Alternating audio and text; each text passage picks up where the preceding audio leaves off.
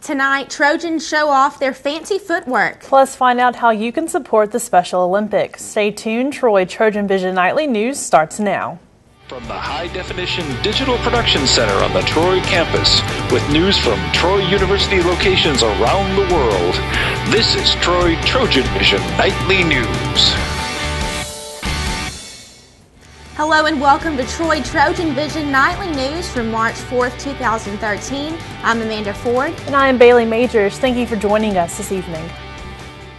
Black History Month activities for Troy University wrapped up on Friday night as Troy's fraternities and sororities showed off their talents on the Claudia Crosby stage. Xavier Harris has the details.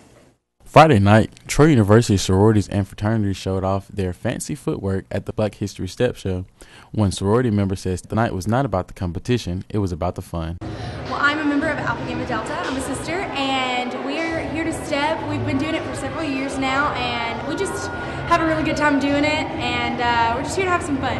One sorority member gives us her reasoning on why she believes students should know about their Black history and where they come from. There's a lot of UPAC wanted to take on this project because at first it looked like it wasn't going to happen, but then we had to realize that the students of Troy University need to constantly honor Black History Month and go through it and learn about their history, because if we don't know our history, then how will we know where we're going in the future? What might you ask the judges were looking for? Well, we had a number of different criteria: precision, creativity, the theme, audience response. So there were a lot of different criteria that we used. The Step Show ended a month full of activities celebrating Black History Month at Troy, and McCall felt it was an exciting way to end the month. One of my teachers used to always say we learn through the study of contrast. And the Black History Month started off with the King Memorial, which was somber, deep, sensitive, and this ended with a lot of excitement. So this is my 8th year celebrating Black History Month at Troy, and it was a good way to start it and a good way to end it. And who took home first place for the sororities? And what fraternity took home the win? Xavier Harris, Troy, TrojanVision News. Once again, the winners of the Step Show were Alpha Gamma Delta and Alpha Phi Alpha. Next week is spring break for Troy University, and one organization is trying to ensure students play it safe during the break. Greeks advocating the mature management of alcohol, or GAMMA, offered students mocktails this afternoon outside the Trojan Center. The non-alcoholic beverages were handed out to show students they can have a good time without alcohol. This was one of a number of activities GAMMA has planned throughout the week to teach students about how to be safe during spring break. I just think these events are really important. It's important for college students to really understand how to use these different things that we're telling you throughout the week of spring break, just to have a safe spring break. We're just kind of promoting that we want it to be safe, have a good time, but do it not to where anybody's going to get hurt. GAMMA's next event will be Sun Safety and Games tomorrow from 11 to 2 on the social quad behind Bibb Grapes. Well, Bailey, with spring break right around the corner, many Troy students are making plans to go to the beach or just to relax for a week. That's right, Amanda, but one Troy organization has something different in mind for spring break, and this week the members are raising funds for their Walk for a Good Cause. This week, the Brothers of Alpha Tau Omega are raising funds for their annual event, Walk Hard. We have a table set up outside TC to sell tickets, t-shirts, and tank tops. What we're doing is we're just coming out here to give awareness to the student body to try and get them involved. The Walk Hard event is a 150-mile walk from Troy, Alabama to Panama City. This year, ATO's funds go toward the Special Olympics of Alabama and Florida, and members of ATO say they hope to have as much support as possible from Troy. ATO would like to have the whole university involved as well as the city as much as possible with the walk so we can raise as much money as possible for the Special Olympics. ATO Brothers encourage all students to get involved with the Walk Hard fundraiser. As a university student, just to buy a t-shirt or a tank top, some of that money will go directly to the Special Olympics. As a whole, Troy University can say they made a difference for the Special Olympics. Times with society, they think that the youth don't really care about issues. And if we can get people involved and show that the youth does care, the youth does participate, we can have more of a voice. One Walk Hard participant shares how he's preparing for the 150-mile journey. Well, bought a backpack at Walmart, whittled a stick, bought some shoes. It's going to be a mental challenge. Pretty sure at some point I'm going to have a hard time, but I think at the end, the accomplishment that I'll have made will be worth the challenge. If you would like to purchase a t-shirt or a tank top to support the Brothers of ATO in their Walk Hard event, a table will be set up outside of the Trojan Center until Thursday from 10 a.m. to 3 p.m.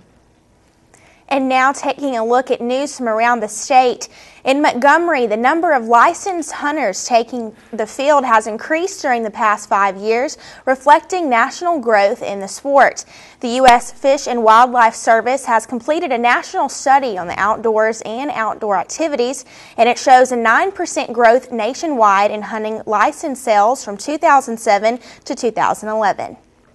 And in Auburn, police are investigating shootings that left 2 men wounded in an apartment complex. Officers are continuing to search for a suspect in the shootings of Saturday night. And in Birmingham, officials with the Jefferson County Commission will meet with Finance Department employees about how to monitor the use of credit cards issued by the county.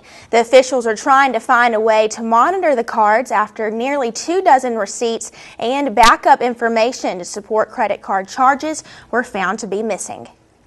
Still to come on TrojanVision Nightly News, the Trojan baseball team put up an impressive numbers this weekend against the 24th best team in the nation. Danielle Percival will be in with that and more next in sports. Plus, big budget cuts went into effect this past Friday. We'll have the details on that story and more after the break. President Obama and his team talk about how to deal with big spending cuts. I'm Tara Mergener at the White House with a story coming up.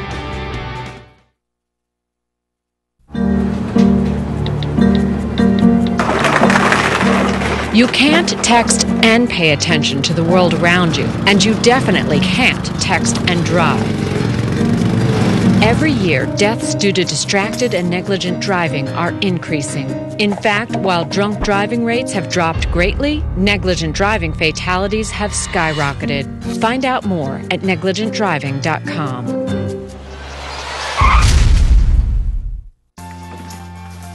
Teaching a kid football is one thing. Keeping a kid in school, that's the name of my game. My name is LaDainian Thomason. I don't just wear the shirt, I live it. Being a full-time mom, full-time dad, and working full-time with Troy, it was just perfect. It worked for us. It's easy. You can take classes online, you take in class. On campus or online, Troy offers you an extraordinary education with the flexibility you need. Troy University. From the high-definition digital production studios of Troy University, you're watching the award-winning TrojanVision Nightly News.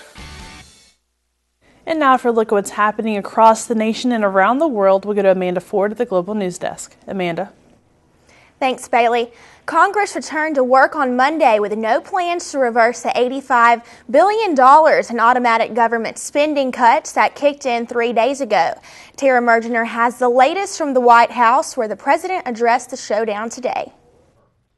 President Obama held the first cabinet meeting of his second term Monday afternoon. He talked about the impact of $85 billion in automatic spending cuts now in effect. There are going to be families and communities that are hurt, and that this will slow our growth. It will mean lower employment in the United States than otherwise would have been, but we can manage through it. Earlier in the day, the president nominated Sylvia Matthews Burwell to head the Office of Management and Budget. She currently runs Walmart's philanthropic foundation.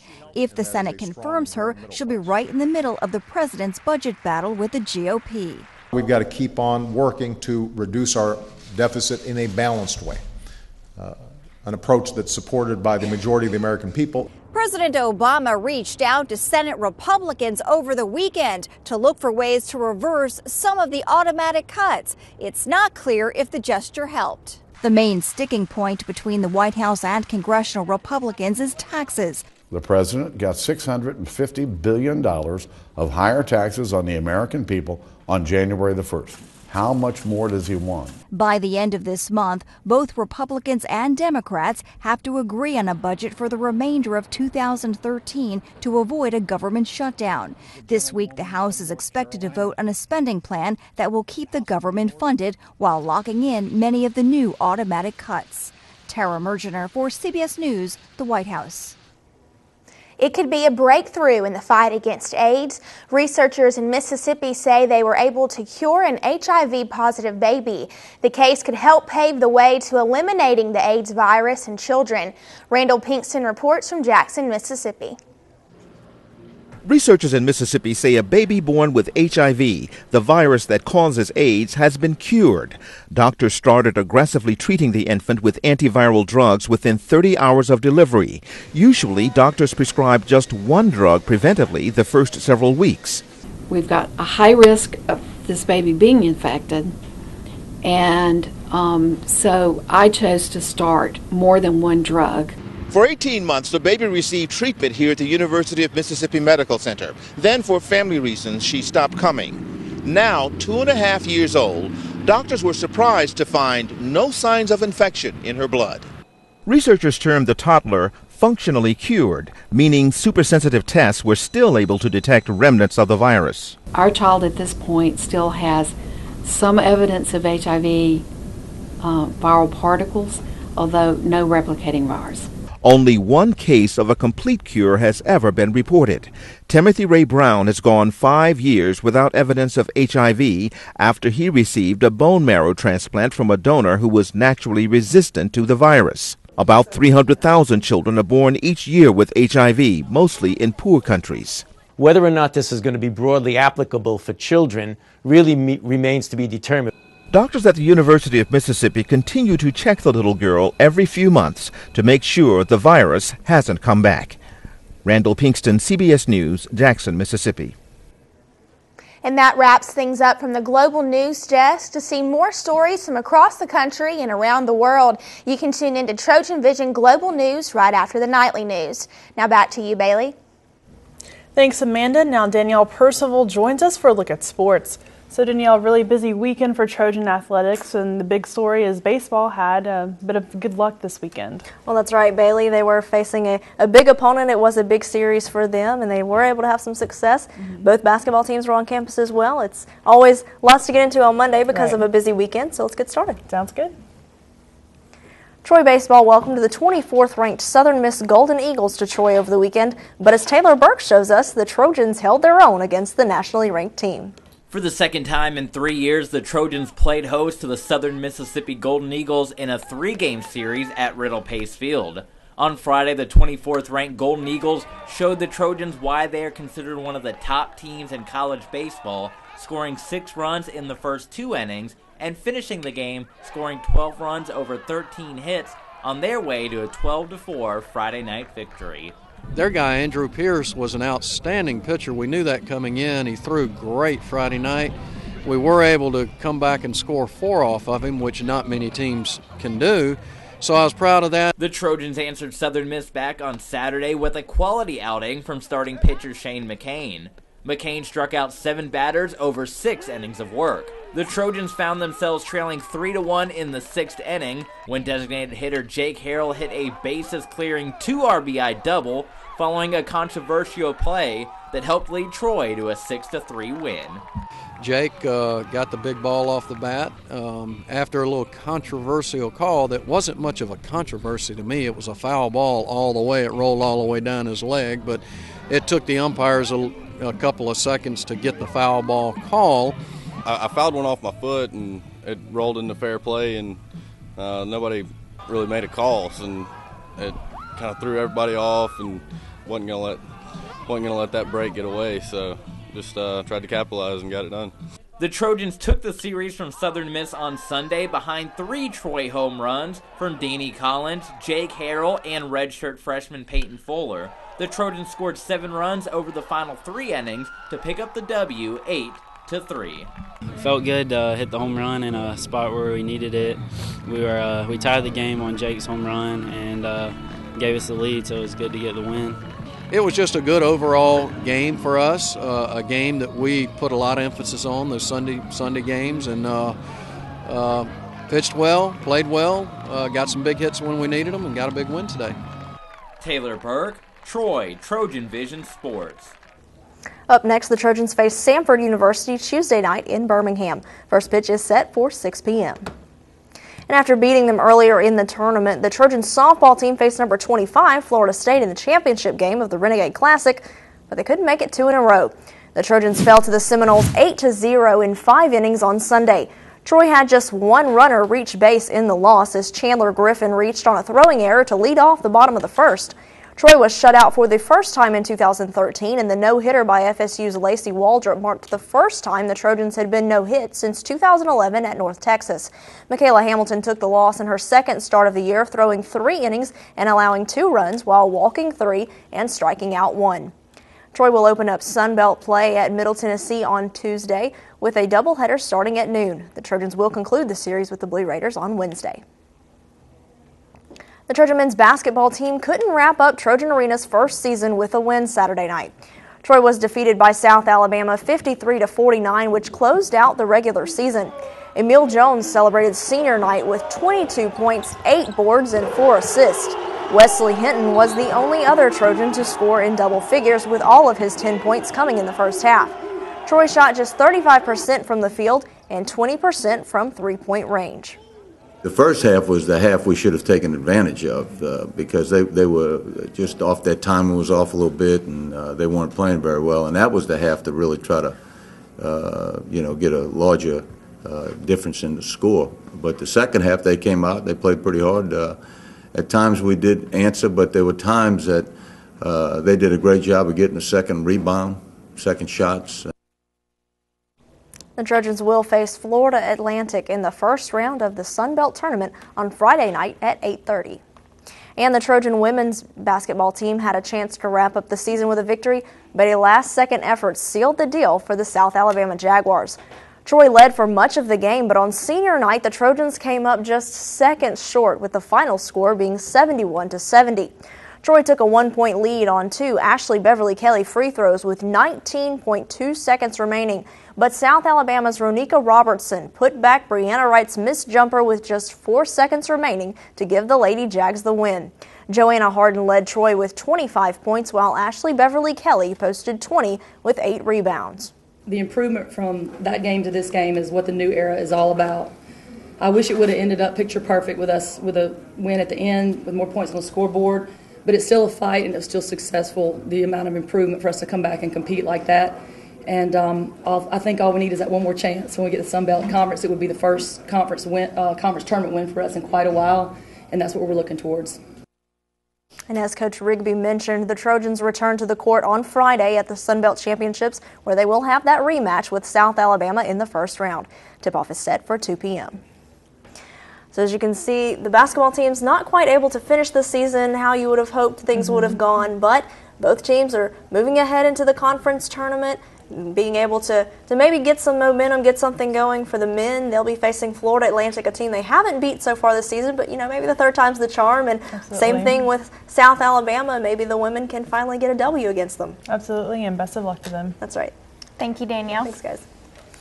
Still to come on TrojanVision Nightly News, we'll learn a new way for Troy University students to save some money. But first, we saw cold temperatures this weekend, but today seemed a little bit warmer. Will we need to bundle up this week? Jamarlo?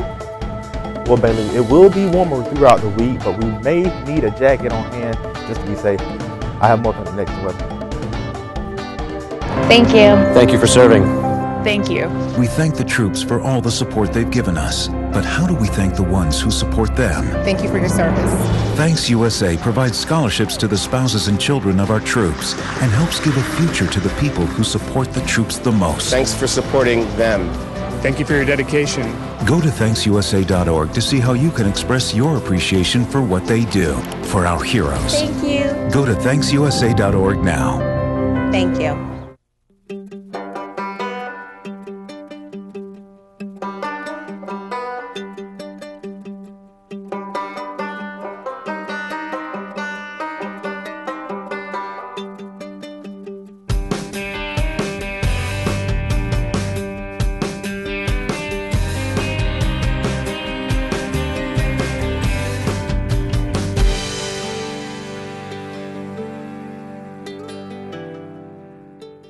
From the high-definition digital production studios of Troy University, you're watching the award-winning TrojanVision Nightly News.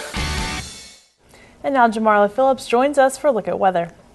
So, Jamarla, we saw some very cold temperatures over the weekend. Are we looking to see those temperatures warming up more this week? Well, Amanda, the temperatures are going to warm up just a bit, but we're still going to need a jacket on hand, light jacket. We're still going to be experiencing those high 60-degree temperatures.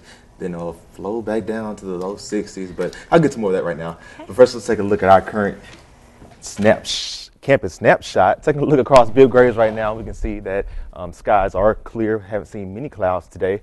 Going into our current conditions, our skies are partly cloudy. Temperature at 61 degrees, dew point at 30, humidity at 32%, barometer reading 30.07 inches and going steady with our winds coming from the south at about 9 miles per hour. Taking a look at today's stats. Today we're able to see a high of 61 degrees, a low of 38. There was no rain in our area for today. Sun rose this morning at 6:07 a.m. and will set, well, has already set at 5:44 p.m. Taking a look at our temperatures from around the state, we can see that we have clear skies just about all across Alabama right now. We can see that Mobile is sitting down here at 59 degrees with those scattered clouds. As we go up to Huntsville, Huntsville's at 55 degrees, Birmingham at 62, Montgomery at 64. Troy, we're sitting at 61 degrees as of right now. Phoenix City's at 60 degrees and Dothan at 62 degrees. Taking a look at our current temperatures across the southeast, again, we can see in our area we're still experiencing those low 60-degree temperatures. But as we move southward down to the Florida area, Miami to be exact, Miami at 68, Tampa 61, and Orlando at 65 degrees. Taking a look at our current temperatures across the United States, as we look towards the west, we can see that they are experiencing some very cool temperatures down to the low 20s. But as we go down here to Texas, southern Texas, 91, 81, 85, and 87, experiencing some very warm temperatures in Texas right now. Taking a look at our current surface map, we can see that in our area, we're not experiencing too much, but taking a look across the United States, we can see that we have a few high pressure systems as well as low pressure systems and cold fronts. But as we take a closer look into our area, again, clear, so nothing to be worried about as of right now. Taking a look at our precipitation forecast for the next 48 hours, we can see that we will be experiencing a chance of probably under an inch of rain for the next 48 hours. So definitely be on the lookout for that. You may need to keep an umbrella on hand. Taking a look at Tuesday's forecast. For tomorrow, we will be experiencing maybe under an inch of rain, but as we go into Wednesday, that rain will push out of our area. We can see that the western portions of Alabama will be experiencing some windy conditions, but as we go into Thursday, we should be clear. As we go into Friday again, our area should be clear. Taking a look at tonight's forecast. Tonight we'll be seeing mostly cloudy skies, winds coming from the south at about 10 miles per hour with a low of 48 degrees. Taking a look at tomorrow's forecast. Tomorrow we'll be seeing cloudy and windy it'll be cloudy and windy, possible thunderstorms in the afternoon, winds coming from the southwest at about 22 miles per hour. It's going to be very windy tomorrow, so make sure you keep a jacket on hand. High of 71 degrees. Taking a look at our 4-day forecast. As we go into Tuesday we'll be seeing a chance of possible thunderstorms for tomorrow with a high of 71 degrees and a low of 35. But as we go into Wednesday, we can see that we'll have a high of 54 sunny skies. Thursday, sunny. Friday, sunny as well with a high of 68 on Friday. So, Amanda Bailey, for the rest of the week, we should be experiencing some sunny skies as we go later on throughout the week. But as far as for the next 48 hours, we will definitely be seeing a chance of showers in our area. All right. Thank you, Jamarla. All right. Thank you.